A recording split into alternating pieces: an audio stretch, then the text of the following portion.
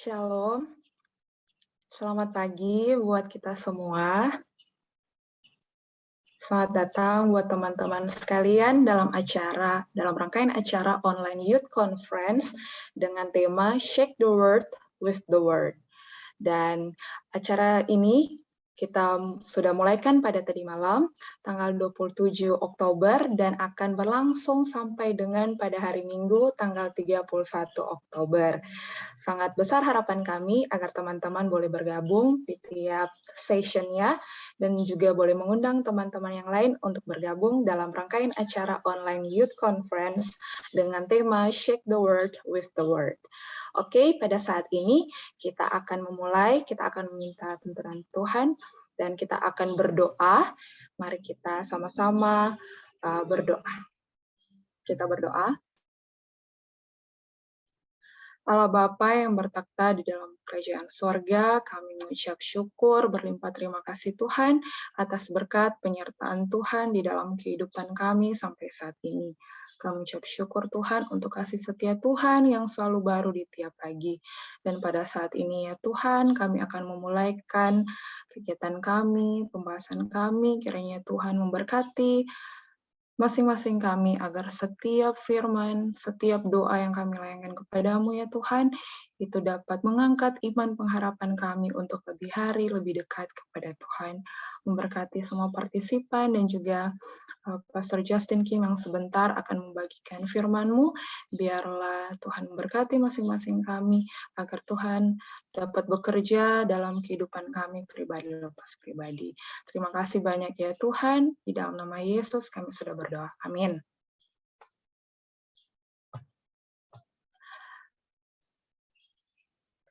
Oke. Tadi malam kita sudah memasuki pembelajaran dari Elia di Sungai Kerit, dan pada pagi ini kita akan membahas lanjutannya sesi kedua yang akan dibawa oleh Justin Kim dengan pembahasan pelajaran dari Kota Sarfat. Pelajaran yang sungguh luar biasa, dan saya yakin teman-teman semua pasti akan banyak pelajaran yang boleh didapat dari pembahasan kita pagi ini, dan tentunya mungkin dari teman-teman akan ada pertanyaan sebentar. Kami membuka pertanyaan buat teman-teman setelah pembahasan. Diberikan waktu selama 10 menit bagi teman-teman yang ingin bertanya. Harap boleh langsung chat di admin pertanyaan untuk teman-teman yang mempunyai pertanyaan terkait pelajaran kita pada pagi hari ini.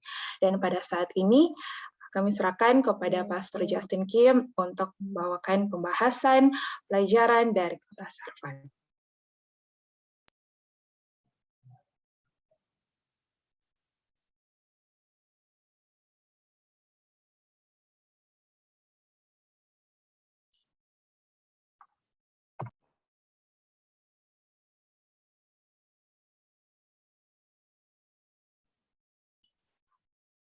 Pastor Justin Kim, the time is yours, please.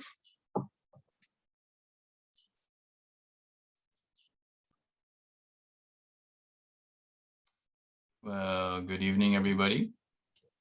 Selamat malam semuanya. Selamat Pagi. pagi. Good morning. Good morning. Good morning. It's a privilege to be with you all again. Adalah sebuah kesempatan istimewa untuk bisa bersama dengan Anda semua. I pray that many of you have gotten good sleep and you are ready for a new day with the East Indonesia Youth Conference. Saya harap Anda tadi malam bisa tidur dengan nyenyak dan bisa memulai hari yang baru bersama dengan EIYC. Yesterday, we looked at lessons before Carmel, lessons from the Brook Kerith. Kemarin kita mempelajari suatu pelajaran sebelum Gunung Karmel, yaitu pelajaran dari sungai atau parit Kerit. And we looked at these lessons before Carmel because Carmel was where the big revival occurred. Dan kita pelajari hal ini sebelum Karmel karena di Gunung Karmel lah sebuah kebangkitan rohani yang besar itu terjadi. We are studying on this conference on how to shake the world with the word. Jadi di konferensi ini kita mempelajari bagaimana mengguncang dunia dengan firman Tuhan. And many want to be the Elijahs that call for decision to follow God or to follow Baal. Banyak orang-orang yang ingin menjadi seperti Elia yang memanggil kepada keputusan untuk mengikuti Tuhan atau mengikuti Baal.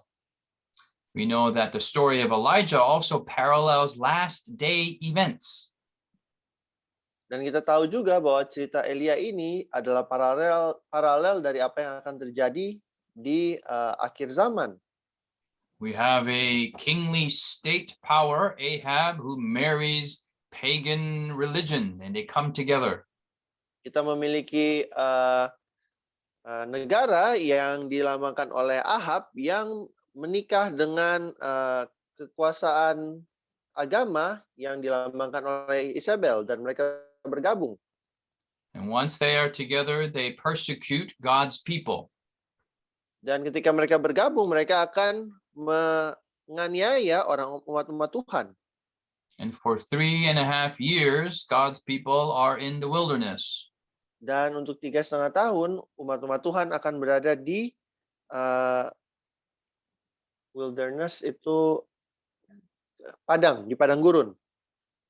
And prophetically, 3.5 years comes out to 1,260 days. Dan secara nubuatan 3,5 tahun itu adalah 1.260 hari. And we see a lot of these parallels happening also in the book of Revelation, where we see 42 months and days and 3.5 years. These are all elements they get from the story of Elijah. Jadi di nubuatan juga kita melihat waktu 42 bulan, 3,5 tahun, 1.260 hari, dan ini terjadi juga adalah elemen-elemen dari cerita Elia. And Elijah comes and restores worship amongst God's people. Kemudian Elia datang dan mengembalikan penyembahan yang benar kepada Tuhan. And a decision is made on the mountain on the plains of Megiddo, or also called as Armageddon, or we get the word Armageddon. Dan sebuah keputusan ini harus diambil di sebuah dataran yang disebut Armageddon, yang mana kita temukan kata Armageddon. Har means mountain, Megiddo is the area. Jadi Har artinya gunung, Megiddo itu artinya area itu atau tempat tersebut. And we get this word, which is very nearby in the same area as Mount Carmel. Jadi ini adalah suatu kata yang serupa dengan Gunung Karmel. And at the end, you see rain coming down. So there's a lot of Old Testament parallels happening in the New Testament and also predicting in the future. Jadi akhirnya akan turun hujan. Jadi kita melihat sebuah hubungan antara apa yang dikatakan oleh Perjanjian Lama dengan penggenapannya di Perjanjian Baru. But before we get to Mount Carmel, we need to go through Kerith. Tapi sebelum kita tiba di Gunung Karmel, kita harus melalui sungai atau parit Kerith. And we talked about this yesterday. We talked about yesterday how Kerith was the chiseling that God does in our characters. Dan kemarin kita mempelajari bagaimana Kerith itu adalah sebuah pahat yang Tuhan gunakan untuk membentuk karakter kita. And that in order to be modern day Elijahs, we need to learn the practice of solitude and developing our spirituality while we are all alone.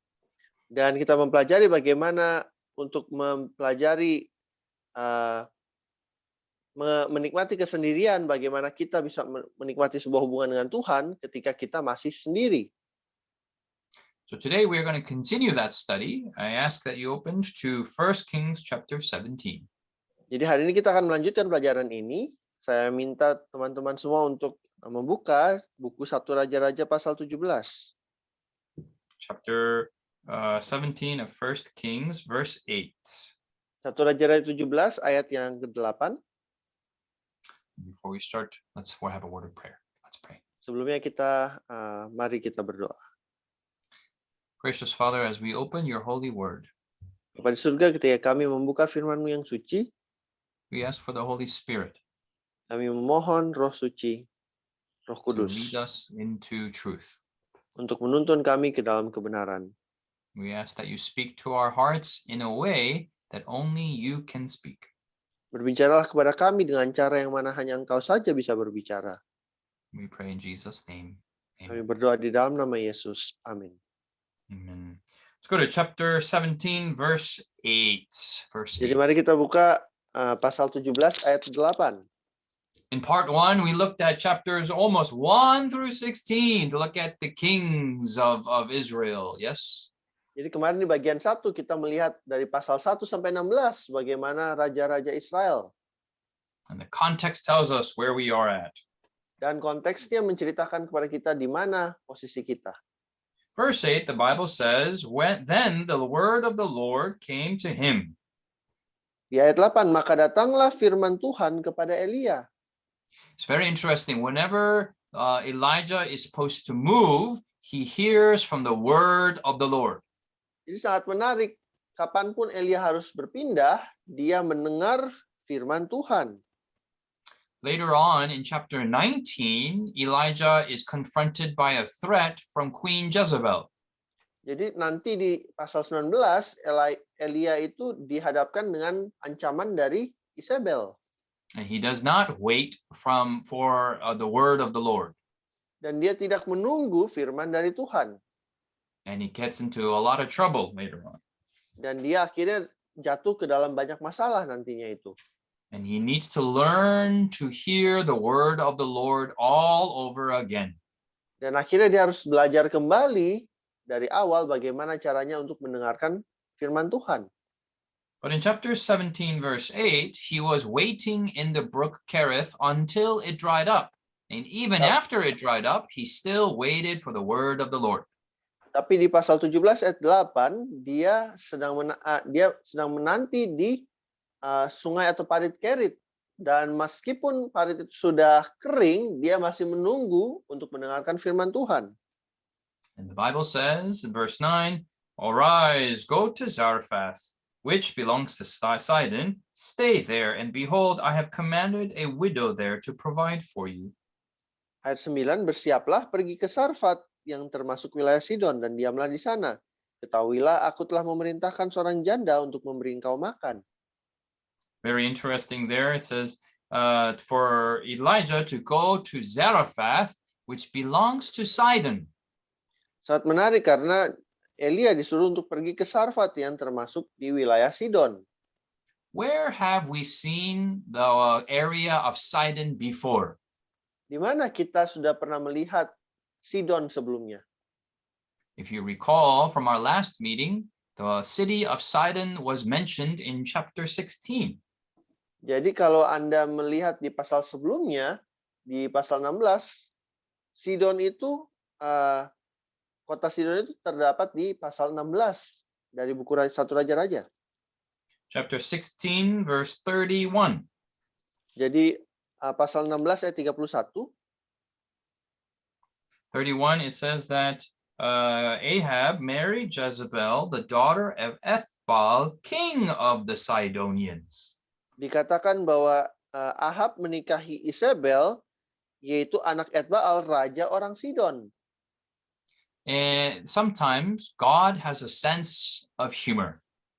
Jadi kadang-kadang Tuhan itu suka bercanda. Sometimes God tells you to go into enemy territory. Kadang-kadang Tuhan panggil Anda untuk pergi ke wilayah musuh. And sometimes you wonder, like, God, do you not know that this is Sidon? This is Baal territory. This is where the Ethbaal is king. Dan kadang-kadang Anda harus tanya, Tuhan, ini wilayahnya musuh. Ini wilayah di mana Ethbaal itu adalah raja. I am reminded in the book of Acts when Ananias is told to go and help Saul with his eyes. Saya teringat ketika di buku Kisah Para Rasul, ketika Ananias dipanggil Tuhan untuk menolong Saul. And God says, Ananias, arise and go to see Saul. Dan Tuhan katakan, Ananias, berdiri, pergi, dan temui Saulus. And Ananias says, Lord, I have heard of this man. I think this is so funny. Dan Ananias katakan, Tuhan, saya sudah dengar tentang orang ini. Dan saya rasa ini sesuatu yang sangat lucu. As if God did not know, and Ananias needed to tell God about the past history of this man. I have heard of this man. Seakan-akan kayak Tuhan nggak tahu, dan Ananias harus kasih tahu ke Tuhan. Tuhan, saya sudah pernah dengar tentang orang ini. And here, God does something similar. He says, go into the territory of Sidon. Jadi di sini Tuhan melakukan hal yang sama, serupa. Dikatakan, ayo berangkat pergi ke Sarfat yang termasuk wilayah Sidon. It's probably the last place Ahab and Jezebel would have been searching for Ahab. Jadi for Elijah, perhaps. Oh, for Elijah. Jadi mungkin ini tempat terakhir yang Ahab dan Isabel akan temui atau cari Elia.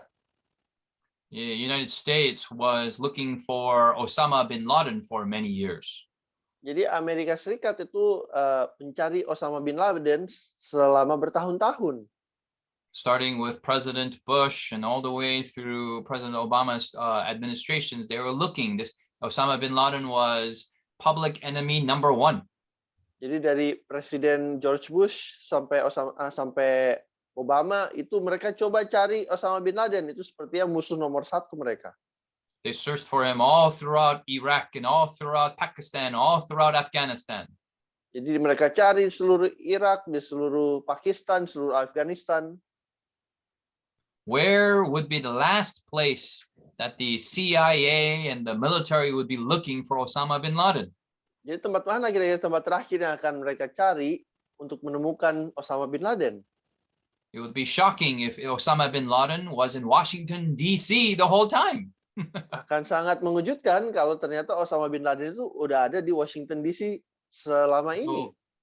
And so we need to trust God that even in his humor, he knows what he is doing. Jadi kita harus belajar mempercayai Tuhan, bahkan ketika sepertinya lucu, Tuhan mengetahui apa yang dia sedang lakukan. And I love Elijah's response. He does not respond. He does not say, Lord, that is not a good place. So I have heard of a place. He doesn't say this. He just does what God tells him to do. Dan saya sangat senang di sini respons Elia, dia tidak mengatakan, Tuhan, saya sudah dengar tentang tempat ini. Dia tidak lakukan itu, dia hanya pergi dan lakukan apa yang Tuhan katakan. So verse 9, the Bible says, he says, stay there. Dikatakan di situ, diamlah di sana, di ayat 9. Just like Kerith, he says, stay in Kerith, even though the temptation is to go to Jordan. Jadi sama seperti di Kerit, dikatakan tinggallah di Kerit, meskipun ada cobaan mungkin untuk pergi ke Yordan. And similarly, he says in the stage 2 that, hey, stay in Zarephath, even though the temptation is to leave enemy territory. Dan sama di sini juga dikatakan tetap diamlah di Sarfat, meskipun mungkin cobaannya untuk pergi meninggalkan wilayah musuh. We see there are similarities between stage 1 Kerith and stage 2 Zarephath. There are similarities. Jadi kita bisa lihat ada persamaan antara bagian pertama atau tahap pertama Kerit dan tahap kedua Sarfat. And verse 9 continuing says, behold, I have commanded a widow there to provide for you. Di ayat 9 katakan, ketahuilah aku telah memerintahkan seorang janda untuk memberi engkau makan. Does this sound similar to something we read yesterday? Apakah ini terdengar serupa dengan apa yang kita dengar kemarin? Who did he command yesterday? Kemarin siapa yang diperintahkan Tuhan? Yesterday he commanded unclean birds, ravens. Kemarin disuruh burung gagak, yaitu burung yang tidak halal. And here in Zarephath he commands a Gentile woman from Zaitan. Dan di bagian kedua ini Tuhan memerintahkan seorang kafir, wanita kafir dari Sidon. In many ways, it's very inappropriate. She's a Gentile, she's a woman, she's a widow, and she's poor. Jadi dalam banyak hal, ini sangatlah tidak pantas. Dia seorang kafir, seorang wanita, seorang janda, dan dia miskin. But God uses these unlikely instruments to shape our character. Tapi Tuhan gunakan instrumen-instrumen yang tidak memungkinkan ini untuk membentuk karakter kita. And here he uses a Gentile woman that will provide for him. Dan di sini Tuhan gunakan seorang wanita kafir untuk memenuhi kebutuhannya. Verse 10. So he arose and went to Zarephath, and when he came to the gate of the city, behold, a widow was there gathering sticks. And he called to her and said, please, let a little water in a jar that I may drink. Di ayat 10 katakan, sesudah itu ia bersiap lalu pergi ke Sarfat. Setelah ia sampai ke pintu gerbang kota itu, tampaklah di sana seorang janda sedang mengumpulkan kayu api. Ia berseru kepada perempuan itu, katanya, cobalah ambil bagiku sedikit air dalam kendi supaya aku minum. Verse 11, as she was going to get it, he called to her and said, please bring me a piece of bread in your hand. Ayat 11, ketika perempuan itu pergi mengambilnya, ia berseru lagi, cobalah ambil juga bagiku sepotong roti. Verse 12, but she said, as the Lord your God lives, I have no bread, only a handful of flour in a bowl and a little oil in a jar. Behold, I am gathering a few sticks that I may go in and prepare for me and my son, that we may eat it and die. Perempuan itu menjawab, demi Tuhan Allahmu yang hidup, sesungguhnya tidak ada roti padaku sedikit pun, kecuali segenggam tepung dalam tempayan dan sedikit minyak dalam buli-buli. Dan sekarang aku sedang mengumpulkan 2-3 potong kayu api, kemudian aku mau pulang dan mengolahnya bagiku dan bagi anakku, dan setelah kami memakannya, maka kami akan mati. Many of you are familiar with this story, Banyak dari Anda yang tahu cerita ini, but we see similarity of this story with Kerith. tapi kita melihat ada persamaan antara cerita ini dengan Kerit. We don't know how long Elijah stayed in Kerith, Kita tidak tahu berapa lama Elia ada di Kerit. but it was long enough for him to graduate from the school of Kerith, and he learned to depend on God 100%. Tapi cukup lama sehingga dia mempelajari pelajaran bisa lulus dari pelajaran dari Kerit, dan dia bisa percaya 100% kepada Tuhan. Now he's getting his graduate degree at Zarephath, and he is now given the same exact test about who he can depend on when people are hungry. Jadi sekarang dia sedang mengambil S2 di Sarfat untuk mengetahui, untuk mempelajari siapa yang dia harus bergantung kepada ketika dia lapar. And he says, I know God will sustain me. So he says in verse 13, Elijah said to her, do not fear, go as you have said, but make me a little bread cake from it first, bring it out to me, and afterward you will make one for yourself and for your son. Dikatakan di ayat 13, tapi Elia berkata kepadanya, janganlah takut, pulanglah, buatlah seperti yang kau katakan, tetapi buatlah lebih dahulu bagiku sepotong roti bundar kecil daripadanya, dan bawalah kepadaku, kemudian barulah kau buat bagimu dan bagi anakmu. For thus says the Lord God of Israel, the bowl of flour shall not be exhausted, nor shall the jar of oil be empty, until the day of the Lord sends rain on the face of the earth. Sebab beginilah firman Tuhan Allah Israel, tepung dalam tempayan itu tidak akan habis, dan minyak dalam buli-buli itu pun tidak akan berkurang, sampai pada waktu Tuhan memberi hujan ke atas muka bumi. And just like the miracles happened every morning and every evening, a similar miracle would happen every single day until the coming of rain.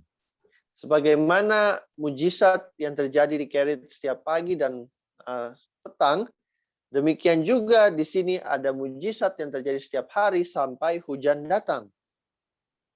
Verse 15, so she went and did according to the word of Elijah, and she and he and her household ate for many days. Ayat 15, lalu pergilah perempuan itu dan berbuat seperti yang dikatakan Elia, maka perempuan itu dan dia serta anak perempuan itu mendapat makan beberapa waktu lamanya. The bowl of flour was not exhausted, nor did the jar of oil become empty, according to the word of the Lord, which he spake through Elijah. Tepung dalam tempayan itu tidak habis, dan minyak dalam buli-buli itu tidak berkurang, seperti firman Tuhan yang diucapkannya dengan perantaraan Elia. And so I want to encourage you to underline or circle every time the word is found in the passage. Jadi saya ingin mendorong Anda untuk melingkari setiap kali kata firman Tuhan itu tertulis di cerita ini. You find this in verse 2, the word of the Lord. Di ayat 2 ada firman Tuhan. In verse 8, the word of the Lord. Ayat ke-8, datanglah firman Tuhan. Verse 16, the word of the Lord. Ayat 16, firman Tuhan. So if we want to shake the world with the word, we must learn to depend on the word when we are all by ourselves first. Jadi kalau kita mau mengguncangkan dunia dengan firman Tuhan, kita harus belajar untuk bergantung kepada firman Tuhan ketika kita sendirian terlebih dahulu. As a Seventh-day Adventist, what is fundamental to our identity is not even baptism or is even the Sabbath or dietary, but it is reading and studying God's word. Jadi sebagai orang Advent, yang adalah dasar dari iman kita itu bukanlah baptisan anak atau bahkan Sabat, tapi adalah bagaimana kita bisa mempelajari firman Tuhan. And the word of God leads to the sanctuary, to the second coming, to Jesus. The word is fundamental to us. Jadi firman Tuhan yang adalah dasar ini itu akan menuntun kita kepada bait suci, kepada kedatangan yang kedua dan doktrin-doktrin yang lain. Even when circumstances are difficult, we lean on the word of God. Bahkan ketika situasi sangat sulit, kita bergantung, bersandar kepada firman Tuhan. The problem for today's youth is not because of hardship. Masalah orang muda sekarang bukanlah kesulitan. The issues of today's young people are not because we don't have enough resources. Masalah orang muda saat ini bukan karena kita tidak memiliki sumber daya atau resources. Rather, it's the opposite. We are surrounded by a jungle of junk. Tapi masalahnya kita dikelilingi dengan hutan dari sampah-sampah. And through all this noise and through all this junk, we need to single out the word of God and put it into our ears. Dan dari segala sampah dan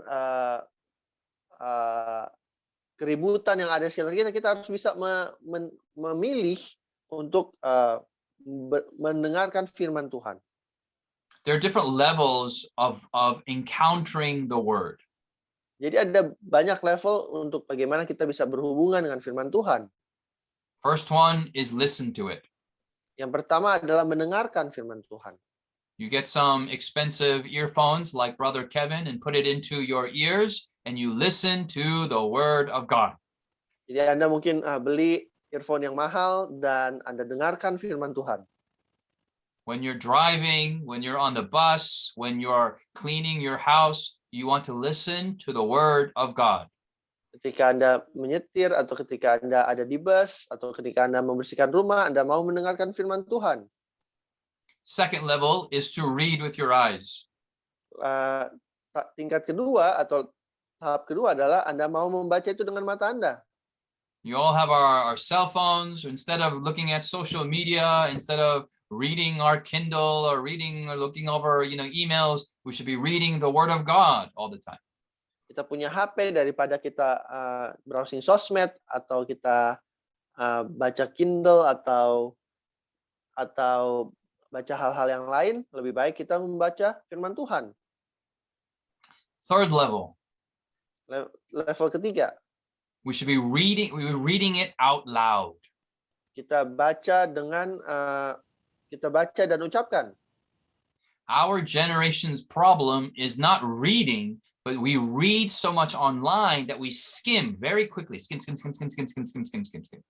Masalah dari generasi kita adalah bukan kita tidak membaca, tapi kita terlalu banyak membaca sehingga kita cuma baca cepat-cepat. And this becomes a habit in our brains. Dan ini menjadi suatu kebiasaan di dalam otak kita. So even when we're reading this chapter, I'm taking it very slowly, one verse at a time. Jadi bahkan ketika kita membaca pasal ini dan saya sedang pelan-pelan membaca hanya satu ayat demi satu ayat. But some of you are already impatient. You're like, I know this story. Hurry up. And you want to press fast forward, but you cannot press fast forward because this is live unless you listen to it afterwards. Tapi Anda ingin cepat-cepat karena Anda pikir saya sudah tahu cerita ini, jadi cepat dan Anda ingin kalau bisa di fast forward, tapi sayangnya nggak bisa karena saat ini live. Tapi mungkin nanti kalau rekaman mungkin bisa. So reading it out loud slows you down and helps you focus and to chew on every word. Jadi membaca dan diucapkan dengan mengucapkan itu akan mengizinkan Anda untuk lebih fokus untuk mengetahui apa yang ada di dalam firman ini. Fourth level. Level 4. Now you study the word of God. Sekarang Anda pelajari firman Tuhan. Studying means looking for comparison, what is the same, and contrast, what is different. Jadi mempelajari artinya Anda melihat pola dari mana yang sama dan mana yang berbeda. You look for repetition. Anda melihat hal yang diulang-ulang. The word of the Lord, the word of the Lord, the word of the Lord. Firman Tuhan, firman Tuhan, firman Tuhan. You see that there is, I have commanded the ravens there, I have commanded the widow there. Anda lihat bahwa di situ aku telah memerintahkan burung-burung gagak, dan di bagian yang kedua dikatakan aku telah memerintahkan seorang janda. And you study the word of God on level 4. Dan Anda pelajari firman Tuhan di level 4 ini. Write it down in a notebook. Dituliskan di catatan. And then write down all your observations and your interpretation and your application. Kemudian Anda catat observasi Anda dan aplikasinya dan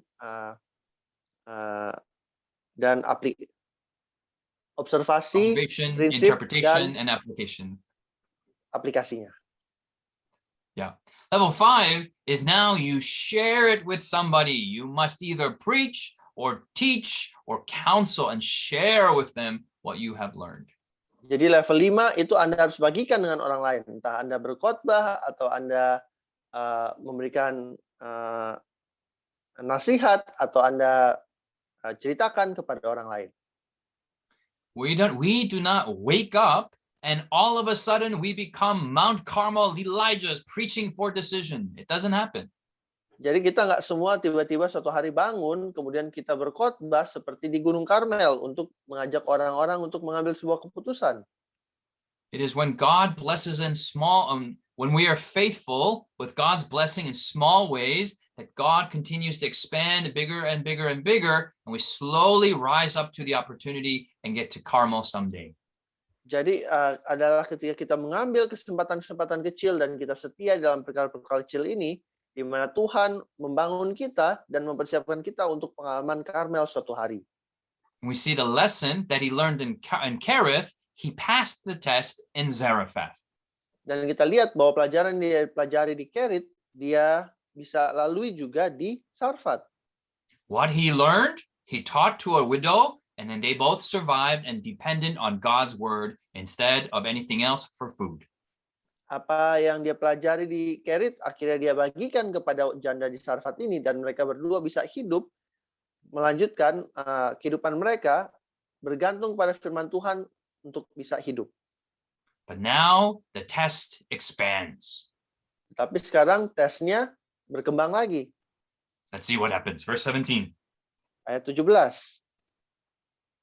Now it came to pass about after these things that the son of the woman, the mistress of the house, became sick. And his sickness was so severe that there was no breath left in him. Sesudah itu, ayat 17, sesudah itu anak dari perempuan pemilik rumah itu jatuh sakit, dan sakitnya itu sangat keras sampai tidak ada nafasnya lagi. So she said to Elijah, "What do I have to do with you, O man of God? You have come to me to bring my iniquity to remembrance and to put my son to death." Kata perempuan itu kepadanya, apakah maksudmu datang kemari, ya abdi Allah, sehingga engkau kepadaku untuk mengingatkan kesalahanku dan untuk menyebabkan anakku mati? And here you see the first sign of tension. Di sini Anda melihat pertama kali terjadi sebuah ketegangan. You know, it is one thing to be spiritual when you're all by yourself. Jadi adalah satu hal untuk menjadi rohani ketika Anda sendirian. Now the test is he has to be spiritual and Christ-like in front of somebody else. Dan sekarang tesnya adalah untuk menjadi rohani dan menjadi seperti Kristus di hadapan orang lain.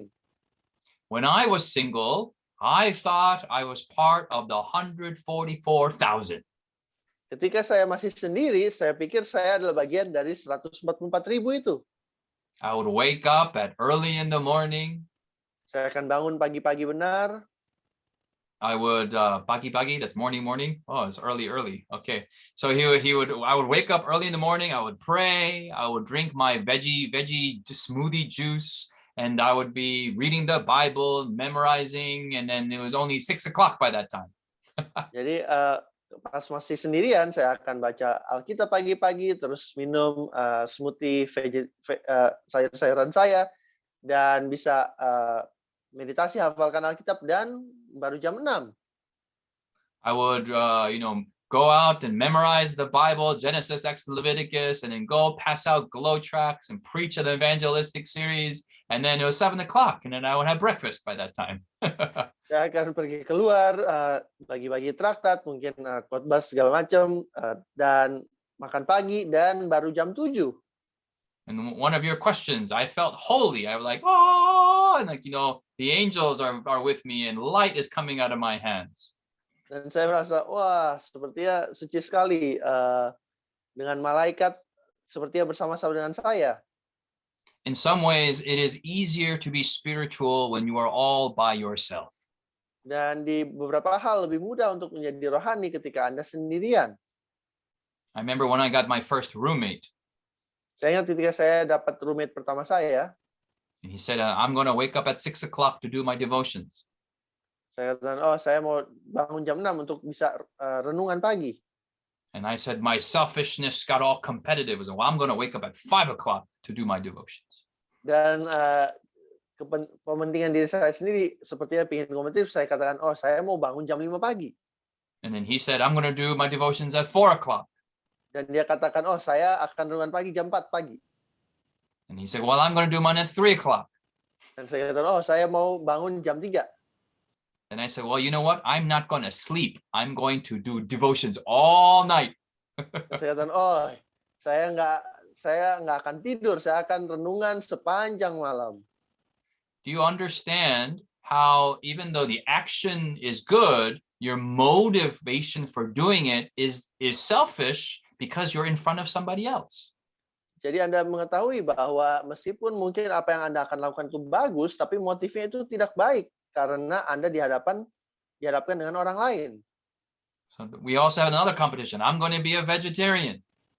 Jadi kita mulai kompetisi yang lain. Saya akan menjadi vegetarian. Oh yeah, well I'm going to be a vegan. Oh ya betul, saya akan jadi vegan. Well then I'm going to be a fruitarian. Saya akan menjadi makan sayur-sayur, makan buah-buahan saja. Oh yeah, then I'm going to be a watertarian. I'm only going to drink water. I'm so holy. Oke. Kalau gitu saya akan menjadi water atau airtarian, cuma minum air aja.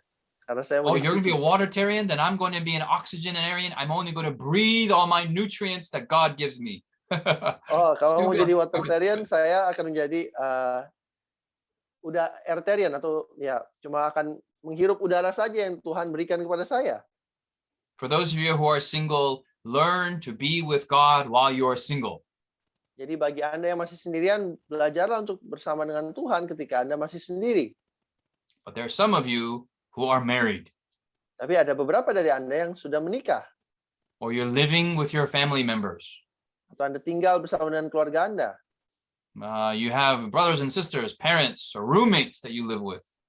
Anda punya kakak atau adik, orang tua atau teman sekamar yang Anda tinggal bersama-sama.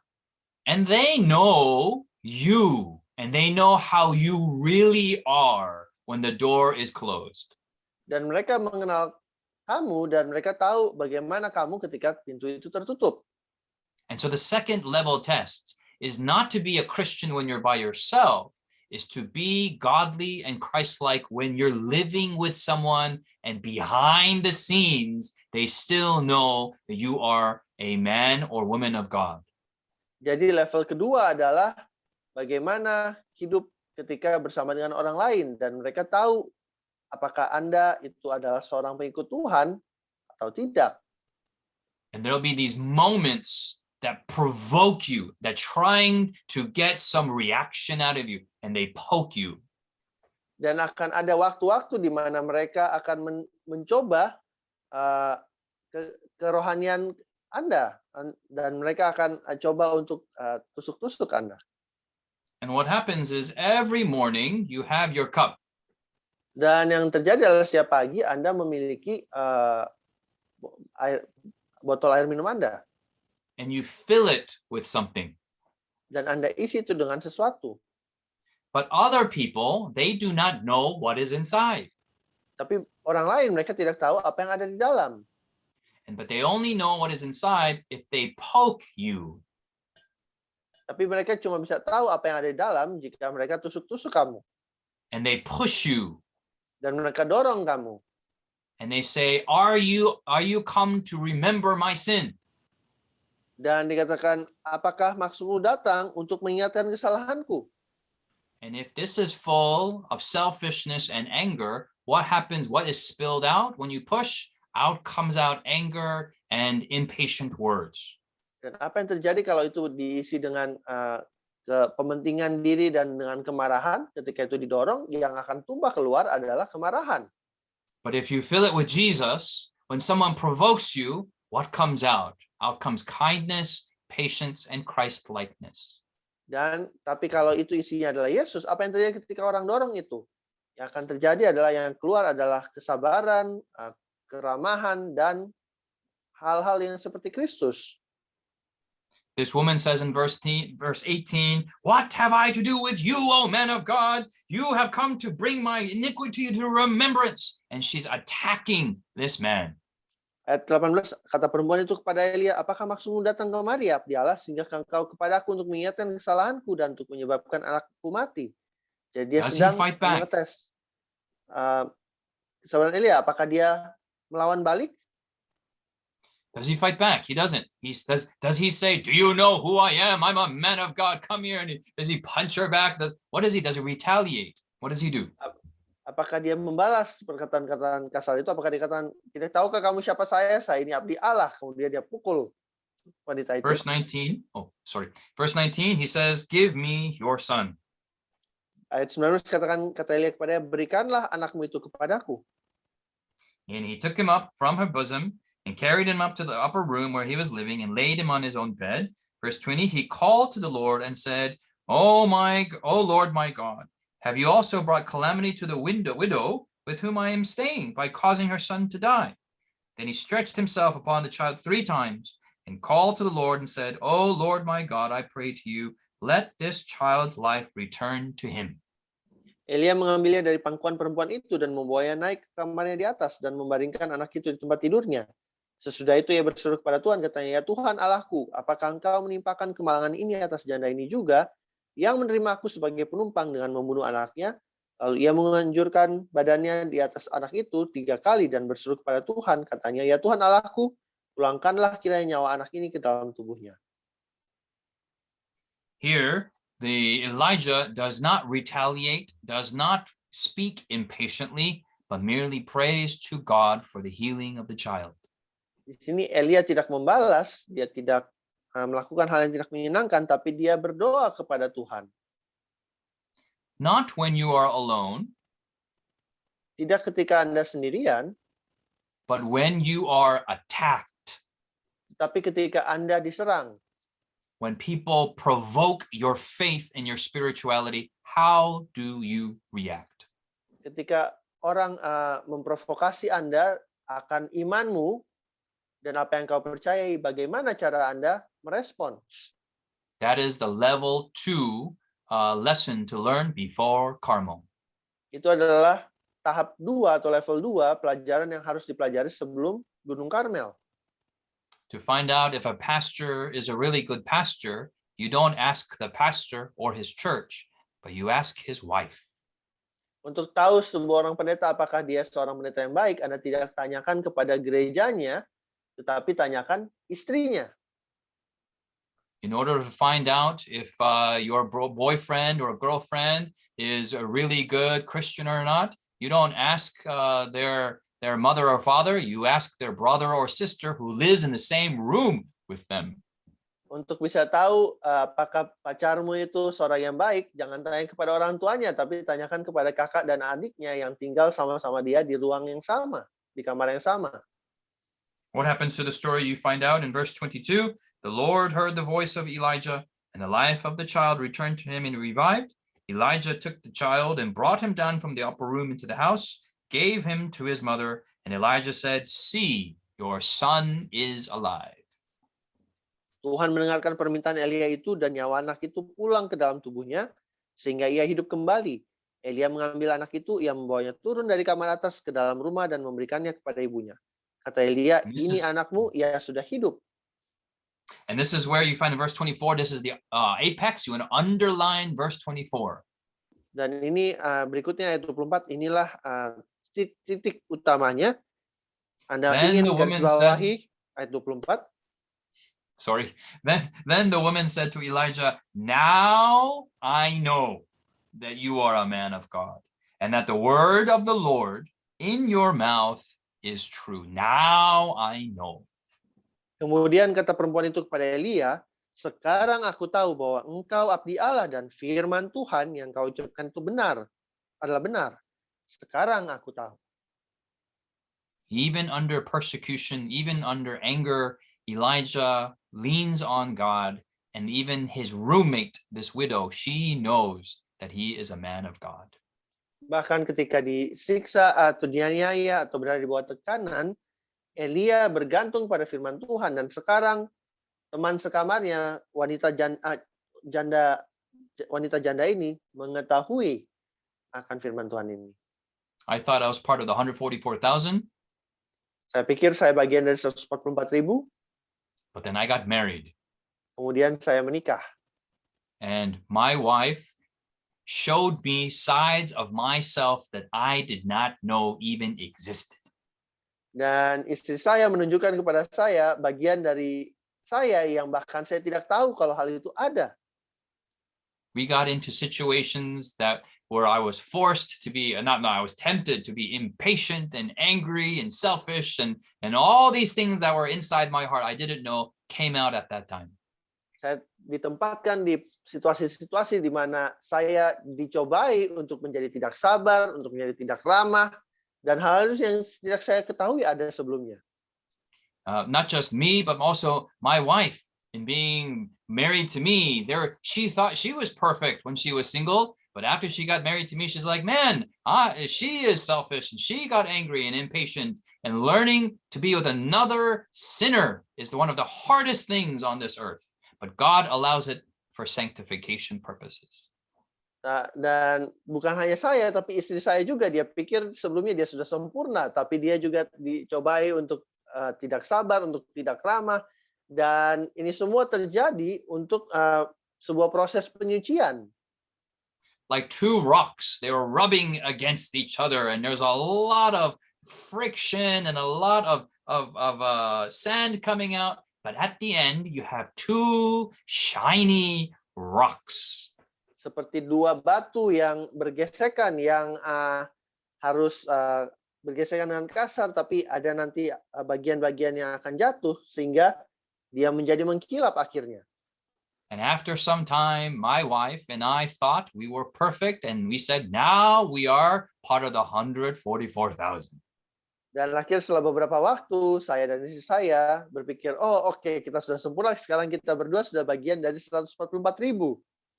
That was when our God delivered two boys into our household, and now we are constantly being sanctified every moment of our lives.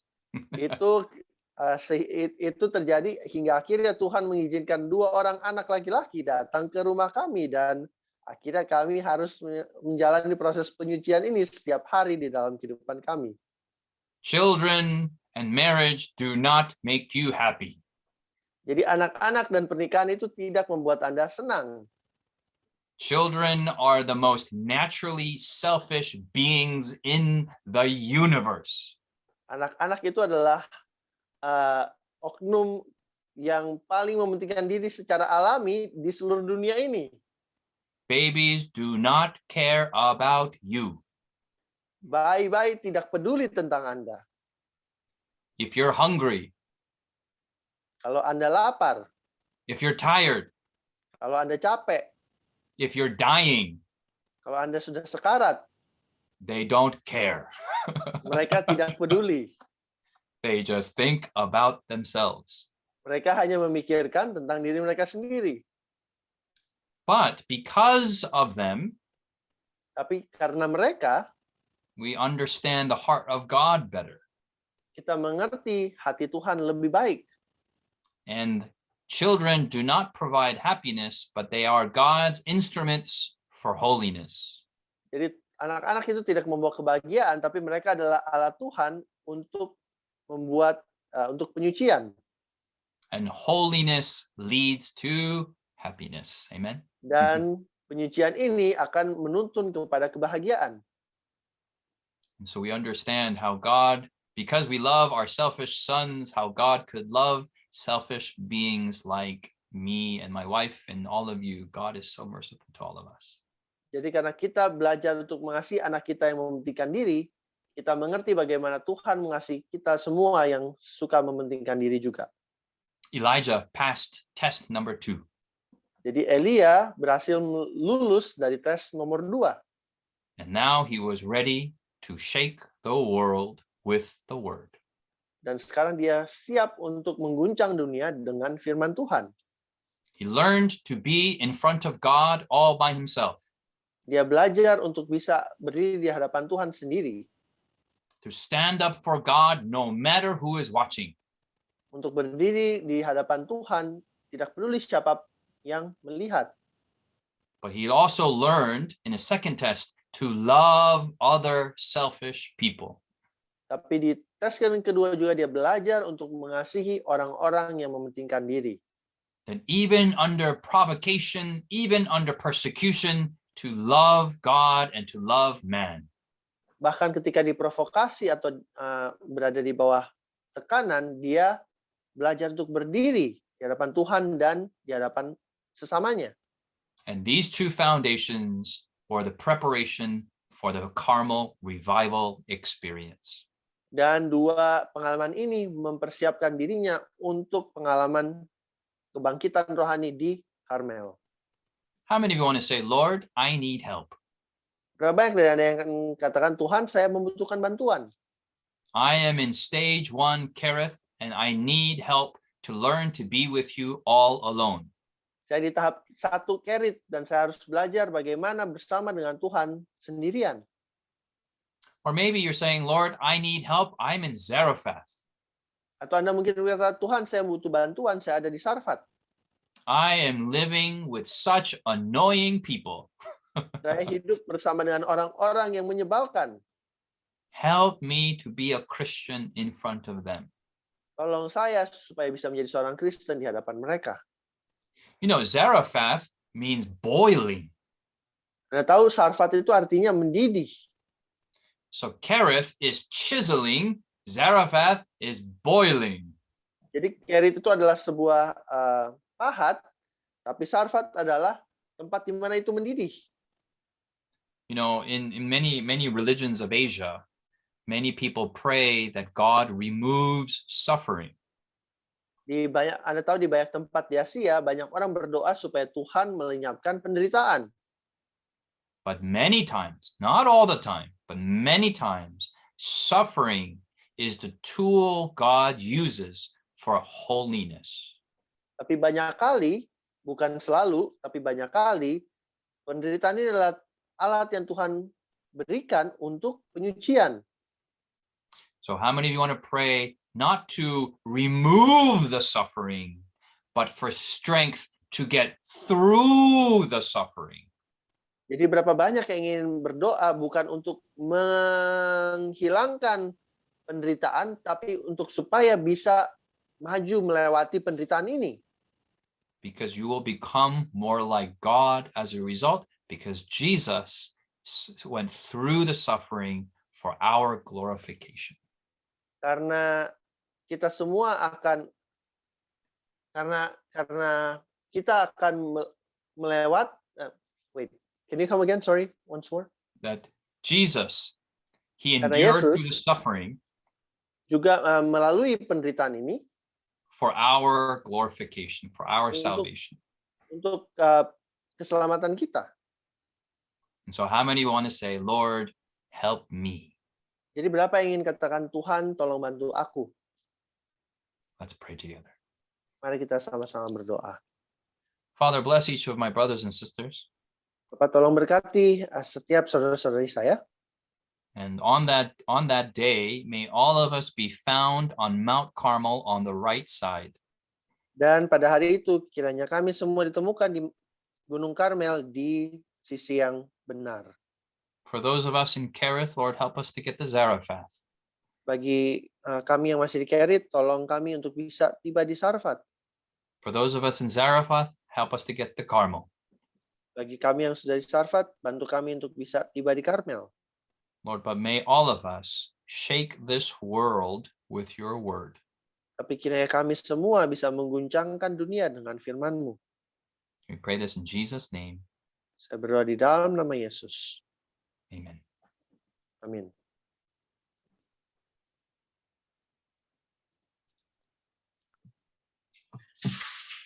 Thank you, Pastor Justin Kim, for the beautiful lesson. We need God. We have to depend on God to shake the word. So really beautiful lesson for this morning. We have 1 minute. We have 1 minute to reflect about His word before Q&A session. Sebelum kita masuk dalam sesi tanya jawab, kita punya 1 menit untuk merenungkan firman Tuhan yang sudah kita dengarkan tadi.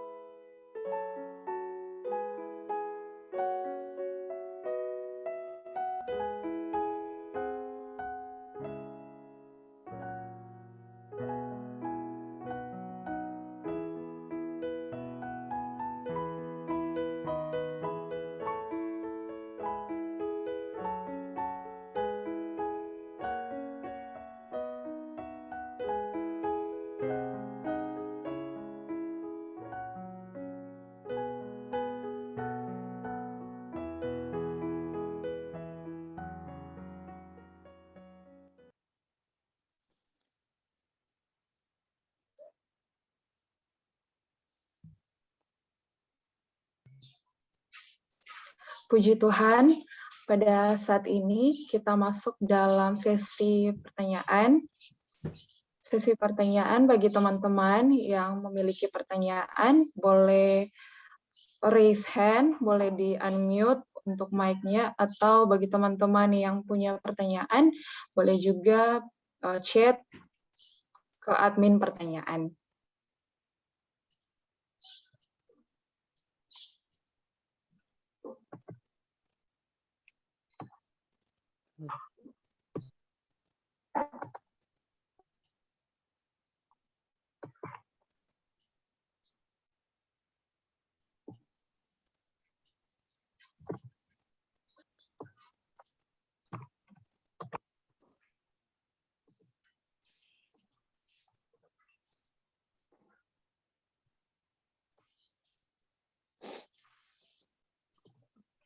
Nah, di sini sudah masuk pertanyaan, sudah ada pertanyaan. Saya akan bacakan. In Elijah's time, God's words came directly when there was a struggle. God spoke directly. What about now, with so many Bible verses, with every situation and condition sometimes being confused when we taking steps forward? When we pray,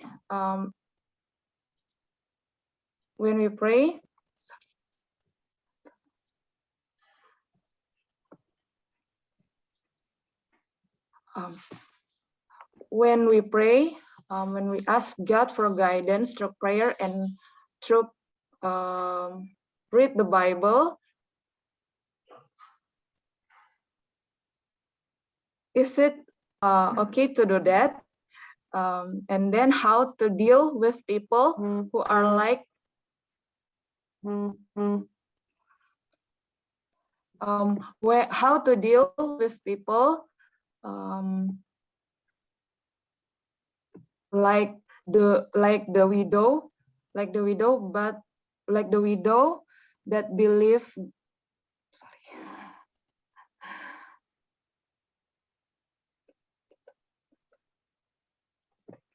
Okay, sorry, Pastor. Kalau nggak kirim di chat aja, Filani, ntar aku coba. Okay.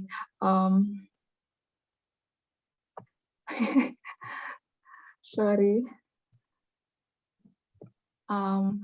Okay. Okay. In Elijah's time, God's word came directly. When there was a struggle, God spoke directly. What about now? With so many Bible verses, with every situation and condition, sometimes we are being confused when taking steps forward. Maybe Pastor can answer about the way for us to take steps, because sometimes we also confused about Bible verse in this situation. It's a very good question. Jadi pertanyaannya, let me translate. Jadi pertanyaannya, kalau zaman Elia kan firman Tuhan itu datang langsung. Kalau sekarang kan kayaknya ayatnya banyak banget. Jadi gimana cara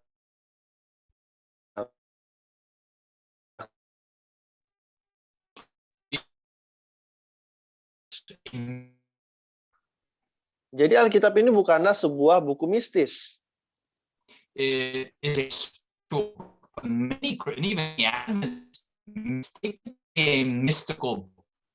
Jadi ini adalah buku yang memiliki kekuatan, tapi banyak orang, bahkan orang Advent, pikir bahwa ini adalah sebuah buku yang mistis.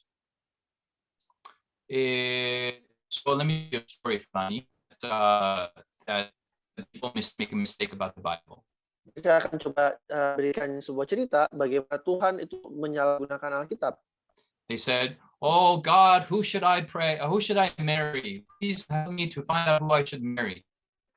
Oh Tuhan, siapa yang saya harus nikahi? Tolong bantu saya untuk menemukan siapa orang yang harus saya nikahi. And they were rubbing the Bible. Kemudian mereka gosok-gosok Alkitabnya. They're praying for the Bible on the Bible. Mereka berdoa di Alkitabnya. And say, Holy Spirit, please tell me who to marry. Please tell me who to marry. Bing. Kemudian dikatakan, Roh Kudus, tolong bantu saya siapa yang harus dinikahi. Kemudian mereka tunjuk. And it said, grace be unto you. Kemudian dikatakan, damai sejahtera bersama dengan Anda. So this guy goes to church. Kemudian atau bahasa Inggrisnya grace, lalu orang ini pergi ke gereja. And then there's young people who come to the front and they're doing special music. Kemudian ada kelompok orang muda maju ke depan, mereka lagu spesial. And the lead girl, she's a very beautiful girl. Kemudian perempuan yang memimpin itu seorang wanita yang sangat cantik.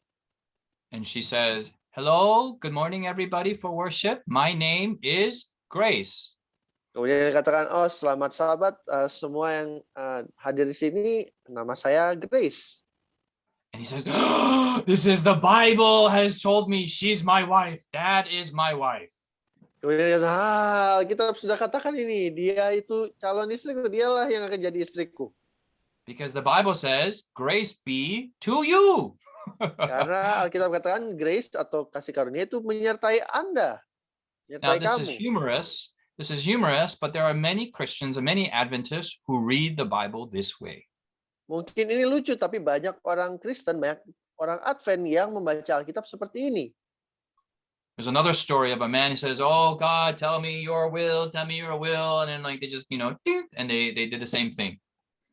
Nah, ada juga seorang yang mengatakan, Tuhan, tolong tunjukkan kepada saya kehendak-Mu, dan dia juga lakukan itu, dia tunjuk satu ayat. And he found out, he read the verse, and Judas hanged himself. Kemudian dia katakan, kemudian Yudas menggantung dirinya sendiri. And he says, God, do you want me to kill myself? Kemudian dia katakan, Tuhan, kamu mau saya membunuh diri saya sendiri? So he did again, one more time. Da, da, da, da, da, da, ping. Kemudian dia lakukan lagi sekali, dia tunjuk lagi ayat. And the Bible says, what thou doest, doest quickly. Dan ayat yang muncul adalah apa yang kau ingin lakukan, lakukan itu segera. It's like, no, this cannot be your will. And he did it third time, one more time, da, da, da, da, ping. Kemudian dia bilang, nggak mungkin ini. Dia lakukan sekali lagi, dia tunjuk lagi satu ayat yang lain. And the Bible says, how many times will you not obey me? Dan Alkitab katakan, berapa banyak kali engkau tidak mau menurut kepadaku. This is not good Bible study. Tapi itu bukan cara yang baik untuk mempelajari Alkitab. The Bible contains principles, Alkitab ini memuat prinsip-prinsip. and those principles need to be extracted out from the verses. Dan prinsip-prinsip ini harus diambil dari ayat-ayat yang ada.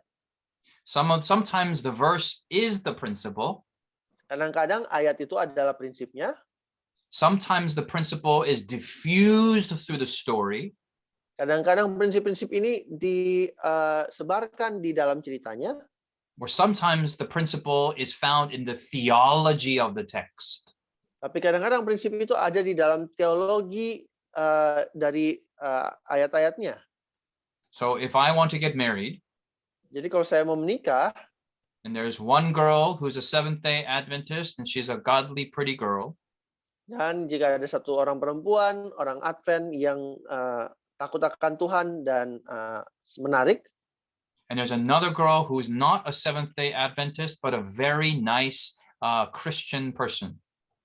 dan ada satu orang lagi perempuan yang bukan orang Advent tapi sangat ramah. We study the Bible text, Kita pelajari Alkitab, ayat-ayat di Alkitab, and the Bible says, do not be unequally yoked. dan Alkitab katakan janganlah menjadi seorang pasangan yang tidak sepadan. That is not some old idea. That is from the Word of God. That is a principle that reveals God's will. Jadi itu bukanlah sebuah ayat yang sudah tua, tapi itu adalah prinsip-prinsip yang menyatakan kehendak Tuhan. So it doesn't matter how you feel. It doesn't matter how this girl can cook. It doesn't matter how spiritual she is. It is God's will for you not to marry her until she becomes a Seventh-day Adventist. Jadi tidak peduli tidak peduli bagaimana perasaanmu, tidak peduli bagaimana bagusnya perempuan ini bisa masak, tidak peduli betapa dia rohani, Anda tidak boleh menikah dengannya kecuali dia menjadi seorang Advent. We need to be very careful because the heart is exceedingly deceitful. Anda harus sangat berhati-hati karena hati itu begitu licik. And we start using weird kind of interpretations. Dan kita bisa menginterpretasi dengan cara-cara yang aneh. Oh, but God, like this girl, like she's got good parents. Tapi Tuhan, perempuan ini orang tuanya baik sekali. And God, you said, honor your mother and father. She is a commandment keeper. Dan Alkitab katakan hormatilah ayahmu dan ibumu. Jadi dia adalah seorang yang menuruti hukum. And God, the first Adventist girl, she's very short. And God, you don't like short people because you said Zacchaeus was whatever. I mean, all this reasoning comes out from a selfish heart. That's what I'm saying. Dan katakan, oh Tuhan, tapi orang Advent ini sangat pendek dan kayaknya kamu nggak suka orang pendek karena Alkitab katakan Zacchaeus itu seorang pendek. Jadi ya banyak sekali hal-hal aneh yang bisa muncul di dalam hatimu. So how this works is as when you are revealed light and you obey, it gets clearer and clearer on understanding God's word. Jadi yang terjadi adalah jikalau Anda menerima suatu terang dan Anda menurutinya, hal itu akan menjadi semakin jelas bagi Anda. If you disobey or you doubt, it gets cloudier and cloudier and cloudier. Kalau Anda tidak menurut atau Anda ragu, itu akan menjadi semakin gelap. So a long answer to your question is study the word. The word has principles that reveal God's will in your life to everyone. Jadi jawabannya adalah pelajari firman Tuhan ini karena ada prinsip-prinsip di dalamnya untuk mengambil keputusan bagi Anda. Amen. Amin. Thank you, Pastor. So we still have two questions. Question number 2. I have noticed that I'm the kind of person who gets easily affected. For example, before the end of 2020, I made commitment for 21 to read the Word of God all the way through Revelations. I would have my alarm to go off every day, to go off every day, 3 times a day. But that all changed ever since someone close to me made fun of me for doing so. And it went from 3 times a day to now once a day. Can I still get my excitement back without being so easily affected by those around me? Jadi katanya, There's saya orang yang mudah tersinggung. Sebelumnya saya berkomitmen di akhir 2020 untuk membaca Alkitab dari Kejadian sampai Wahyu di tahun 2021. Dan saya sudah set alarm 3 kali sehari, tapi teman saya mengolok-olok saya sehingga sekarang saya cuma 1 kali baca sehari. Bagaimana caranya supaya saya bisa tertarik kembali? Well, know a couple of things before. Jadi ada beberapa hal, ada 2 hal. That we do not believe in salvation by reading the Bible. Yes. Kita tidak percaya keselamatan melalui pembacaan Alkitab. If you read 3 times a day, it does not make you better than those who read 1 time a day. That does not make it better than those who do not read their Bibles. Kalau Anda baca Alkitab 3 kali sehari, itu tidak membuat Anda lebih baik dari orang yang baca 1 kali sehari atau bahkan yang tidak baca Alkitab. We do not read the Bible in order to be saved. We read the Bible because we are saved. Kita tidak membaca Alkitab untuk diselamatkan, tapi kita membaca Alkitab karena kita sudah diselamatkan. And so our excitement comes not from Bible reading. Our excitement comes from the salvation that Jesus provides. Amen. Jadi semangat kita itu bukan datang dari membaca Alkitab, tapi dari keselamatan yang Tuhan berikan kepada kita. If we have Jesus as our focal point, we can read 1 time, 3 times, 30 times. It doesn't matter. We can get excited and passionate because Jesus is the focal point. Kalau Yesus adalah fokus kita akan menjadi bersemangat. Entah kita itu baca 1 kali, 3 kali, atau 30 kali. Karena Yesuslah yang membuat kita bersemangat. If we get easily affected by those criticizing us, that means our eyes are not on Jesus, but our eyes are on what people think about what we are doing. Kalau kita dengan mudah tersinggung akan apa orang yang lain pikirkan kepada kita, maka berarti fokus kita itu bukan pada Yesus, tetapi ada di bagaimana kita berpikir, orang lain berpikir tentang diri kita. The hardest challenge in the Christian walk is not fighting against sin. Tantangan terbesar di dalam perjalanan Kristen itu bukanlah melawan dosa. It is not developing spiritual habits. Dan bukan juga untuk mengembangkan kebiasaan-kebiasaan rohani. The hardest thing is keeping your eyes on Jesus. That's the only struggle and the hardest struggle. Tetapi yang paling sulit adalah bagaimana tetap berfokus memfokuskan pandangan kita kepada Yesus. Itulah yang paling sulit. So if you're easily affected, that means your eyes are not on Jesus. Jadi kalau Anda begitu mudah terpengaruh dengan orang lain, artinya itu mata Anda belum berfokus kepada Yesus. And that's what the Bible says, keep your eyes. In the Greek, it's focus your eyes, stare your eyes on Jesus. Jadi kalau di dalam bahasa Ibrani itu tetaplah fokuslah Yesus, pandanglah pada Yesus. Amen. Amen. Thank you, Pastor. And the last question is, how do we find the right motive for studying God's Word, not for just seeking a blessing? How to start a personal reflection early with the right motive? What needs to be prepared? Jadi pertanyaannya, bagaimana kita bisa mempelajari Alkitab dengan motif yang benar? Apa yang harus kita lakukan untuk memulainya? Yeah, I already mentioned in my previous answer that our motive should be Jesus. Jadi tadi sudah dijawab di pertanyaan sebelumnya bahwa motif kita haruslah Yesus. Because Jesus died for me, because Jesus saves me, I read the Bible. Karena Yesus mati bagi saya, karena Yesus sudah menyelamatkan saya, maka saya membaca Alkitab. It's the same thing, but a different order. Itu adalah hal yang sama, tapi urutannya terbalik. So many people, they said, if I read the Bible, then I will become saved. And this is a wrong and very painful experience. Banyak orang yang berpikir kalau saya membaca Alkitab, maka saya akan diselamatkan. Dan ini adalah sebuah kesalahan yang sangat menyakitkan.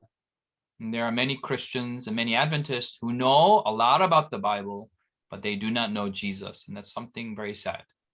Banyak orang, bahkan banyak orang Advent tahu banyak tentang Alkitab, tetapi tidak mengenal Yesus. Dan itu sangatlah menyedihkan. And if your motive is not good, ask Jesus. Jesus, help my motive to be right. And Jesus will make it right. Dan jika motif Anda tidak benar, minta kepada Yesus. Yesus, tolong supaya motif saya benar. Dan Yesus akan membantu membenarkan motif Anda. If you analyze your motive, you can go insane. So Kalau- then you think of the motive of the motive. Then you think of the motive for the motive for the motive for the motive. Then you can go just psychologically crazy.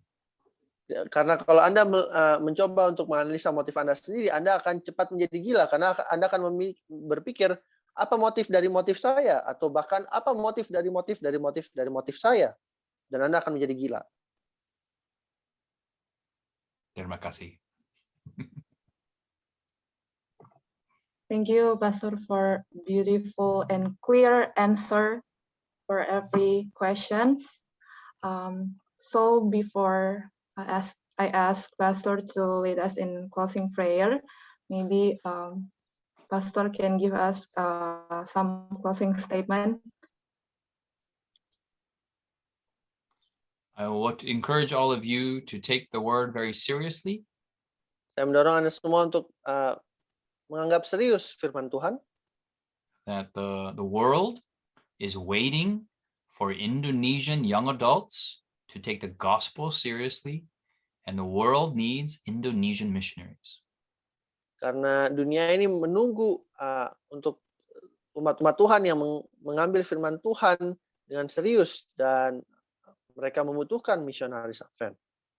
That you will find true life's fulfillment as a missionary, whatever you do, and that we can go home upstairs to heaven real soon. Dan supaya Anda bisa menjadi misionaris Advent yang sejati, supaya kita semua bisa segera pulang ke rumah di surga. God bless each one of you. Tuhan memberkati setiap Anda. Thank Closing you, prayer? Pastor. Please for closing prayer.